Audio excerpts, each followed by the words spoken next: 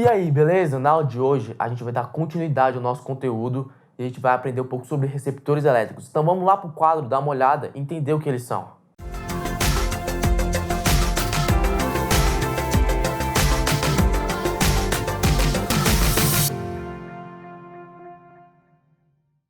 Então, hoje a gente vai aprender um pouco sobre receptores. O que é um receptor?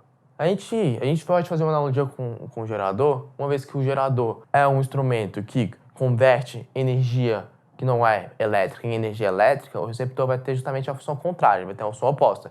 Ele vai pegar e converter energia elétrica em uma energia que não é elétrica, dissipando energia. Então a gente pode usar, por exemplo, a lâmpada, que converte energia elétrica em energia luminosa, o ar-condicionado, que usa da energia elétrica para esfriar. Então, temos vários exemplos de receptores. E agora a gente pode entender o que acontece. Um receptor, a gente vai ver aqui que o receptor vai ser muito parecido com um gerador em várias coisas. Então, é muito importante você prestar atenção na lógica da equação, dos desenhos aqui que eu esquematizei, para você não confundir os dois e não acabar cometendo alguma lambança quando estiver resolvendo algum circuito, ok? Então, vamos lá. Agora que eu já expliquei o que é um receptor, a gente pode passar para a equação do receptor para entender a lógica. A lógica do gerador qual era? A energia fornecida era igual à energia total gerada pelo gerador menos energia perdida, certo?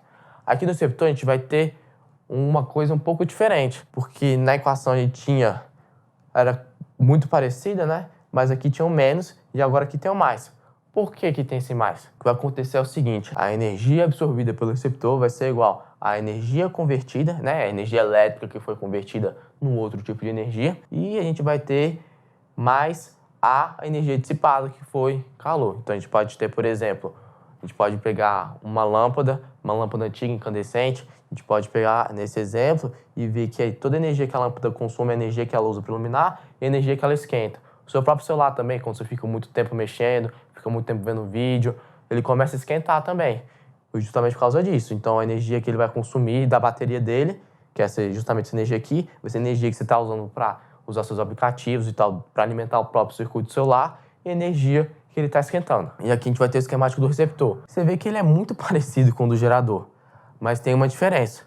Na do gerador, a corrente ela passava do negativo para positivo. A corrente entrava pelo negativo e saía pelo positivo. Aqui a gente vai ter justamente o caminho inverso da corrente. Muito importante isso, é o caminho inverso. Ela vai entrar pelo positivo e vai sair pelo negativo. Ou seja, se a gente tivesse a corrente invertida, essa pilha seria um gerador. Uma vez que a corrente está invertida, essa pilha está sendo carregada e consumindo energia. Tendo isso em vista, a gente já consegue traçar um paralelo dos receptores com os geradores e entender as diferenças deles. A gente vê a diferença nas equações e também no esquemático, no que acontece com relação ao sentido da corrente. Lembrando que no gerador, nosso Ezinho era chamado de força eletromotriz, aqui a gente vai chamar de força contra-eletromotriz.